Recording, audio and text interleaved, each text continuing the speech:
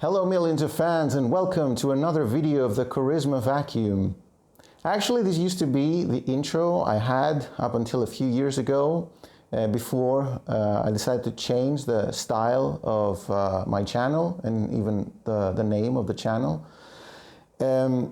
As my regular viewers who would probably be surprised right now to see that I'm doing a video in English, as they know, I normally talk about software development. So they might be wondering, what is this video about? One of my most popular videos on the channel with literally thousands of views, and I'm not kidding, it does actually have thousands of views, is the one where I talk about teleperformance. I created this video, I think it was in 2018, where I talk about my experience in teleperformance, in the call center of Teleperformance.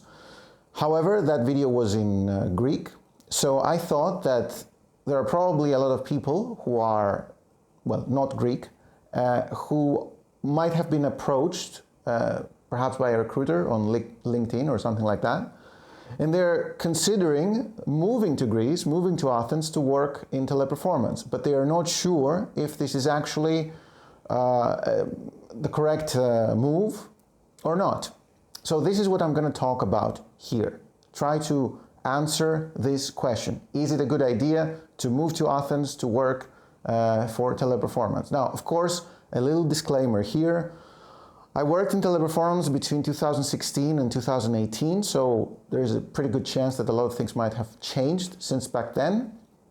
However, I guess that since it is a call center after all, a lot of things probably have remained the same, but keep that in mind. And also another thing that you really need to keep in mind is that the experience that you will experience in teleperformance heavily depends on the department you're going to work in. And a lot of things that I'm going to say today might sound alien to some people who work in teleperformance, but in different departments.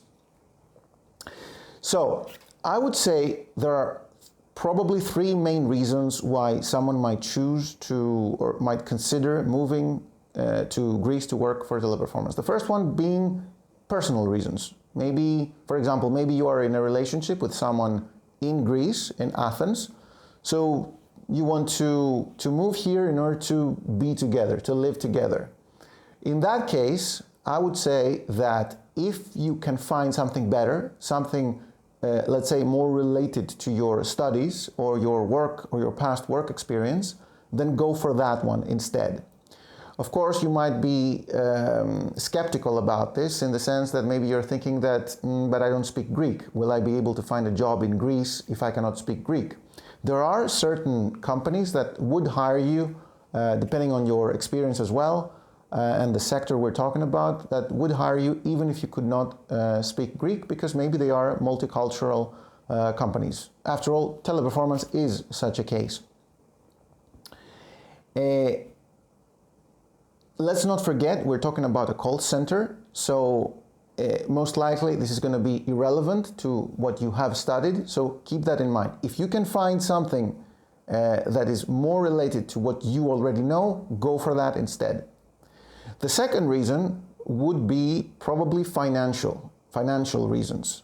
For example, maybe you're thinking, I could move to Greece, where things are cheaper, perhaps, and I can save some money by working there. Now, let's analyze this a little bit. Back when I was in teleperformance, the salary was 1,045 euros gross. That meant around 820 euros net. If you add to that the overtime that you might be required to do, which again depends on the department you're in, if you add to that the potential bonuses that you might receive by meeting certain targets, and if you add to that the fact that you might potentially have to work on Sundays where you get plus 50%, then that amount can increase considerably. I mean, I think it would be realistic to say that you could earn in a month at least 1,000 euros. Of course, that doesn't mean that it's always going to be like that, but it could happen. From what I know, the salary now, at least for non-Greek departments, is 850 euros net, which also, if you ask me, is slightly disappointing in the sense that we're talking about, 5 years have passed since I was there, and if the increase is just 30 euros, that's not a lot if you think about it. Generally speaking, I don't think you should expect to go there and manage to earn a lot of money. I think that even if you get promoted to supervisor or to manager, I don't think the increase is that great, let's say. And obviously not a lot of people manage to reach the position of supervisor or manager for that matter. Of course, again, let's say 1,000 euros. Let's assume that you manage to earn every month 1,000 euros. Is that enough to both make ends meet and also save some money? Without doing a lot of research, just by living here and checking certain things, I would say that the bare minimum that you can hope to spend on an apartment is probably 300 euros here. And even that is probably going to be for a studio, maybe an old one. Of course, it depends on its location as well. And if you want something more expensive, something bigger, then again, it depends. Are you willing to have roommates? Because obviously in that case, you might get something bigger where you obviously will only have a room for yourself, and you're going to have to share the living room and the bathroom and the kitchen. But if it is someone you know, maybe it's not all that bad. And maybe, I don't know, maybe you can get something for 300 euros in this way. Then, of course, we have the electricity, what is it called? The electricity bills, the water, the internet, the telephone, Netflix, things like that. I would say that we can say that you will need at least 400 euros per month just for these basic needs, for accommodation and the things that I mentioned. Yes, I know there are people who are going to say, what are you talking about? I managed to find an apartment for 10 euros per month because I'm that cool. Yes, okay, we believe you. Actually, we don't. A realistic target is something around 300, 400 euros per month for an apartment. And then with the added expenses, I would say 400 to 500 euros per month for these things. Then, of course, you need to eat, I suppose. Here, I guess you can save a lot of money by cooking by yourself instead of ordering from outside. That can decrease the costs. Then, of course, it also depends on the lifestyle you intend to lead here. Are you going to want to go out every day? And if you like going out, what do you do when you go out? Are you okay with just going for a walk? Or you want to be going to a very expensive restaurant every day of the week? Obviously, yeah, this is up to the person. I cannot really tell you more about this. But, however, I would say that if you can cook by yourself, and if you don't mind staying in your house, in your apartment for the majority of the days, then yeah, it is possible to save some money. How much that's going to be? It could be 100 euros, it could be 200 euros. Anything beyond that, I would say, depends on how mean you intend to be, how what is the word, frugal you intend to be. So I cannot tell you. Are you satisfied with saving, let's say, 200 euros per month? Again, that's obviously up to you. I would say, however, that there's a pretty good chance that, especially at the beginning, when you move here, most likely you will want to go out, and probably you will spend more money. So I wouldn't really expect you to save any money, at least for the first few months. Then the third reason why someone might choose to move to Greece and to Teleperformance is for the experience, the life experience, that is. Maybe at some point in the past you came to Greece in summer, you liked it, and you were like, oh, I liked it there, I had fun, maybe I can actually move to live there. If not forever, maybe for a year or 2 years. In this case, the answer is a crystal clear yes, you should do it for a lot of reasons. The first reason is because it is a great experience, obviously, especially if you haven't lived by yourself.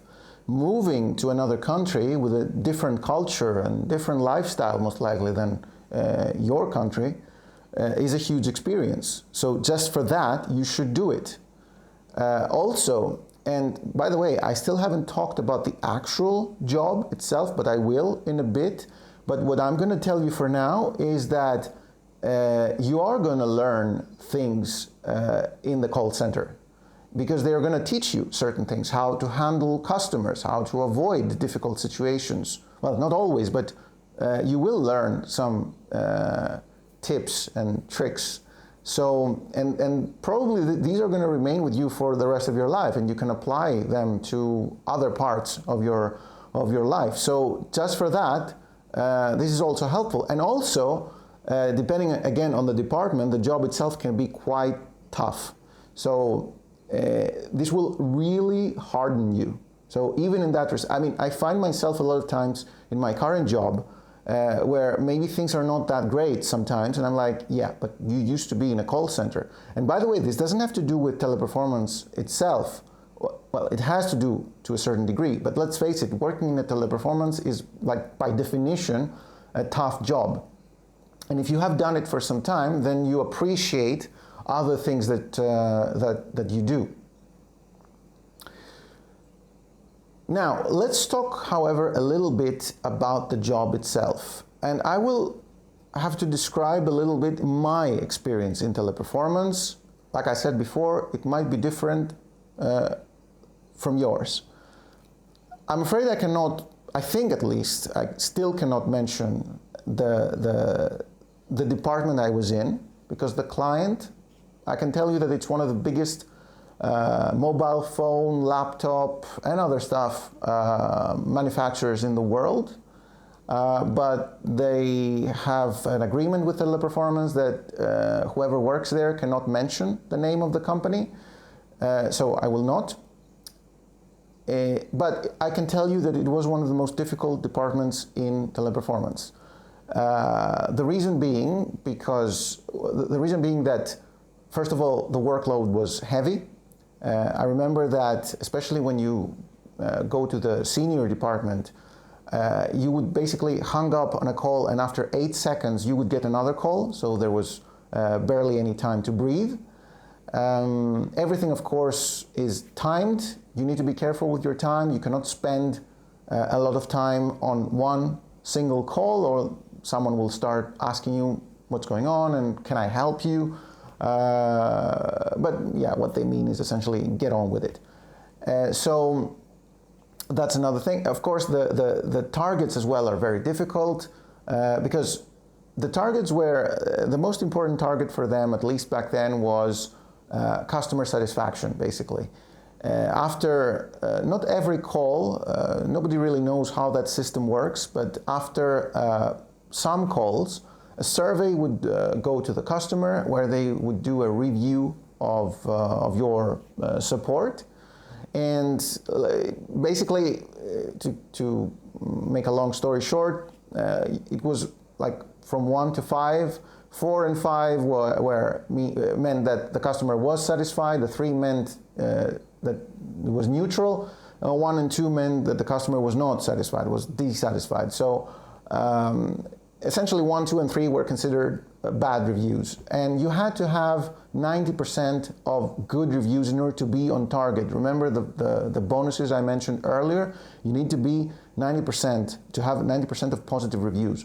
That is not as easy as it might sound. I don't even know if it sounds easy to someone who hasn't worked in a call center, but that means that for every dissatisfied customer, you need to pile up 9, which is not very easy to do, because obviously you can understand that when you're doing customer support, the people who call, you can get whatever kind of person, you can get you can get decent people, you can get rude people, you can get angry people, it can be whatever, and it's not always easy to turn things around.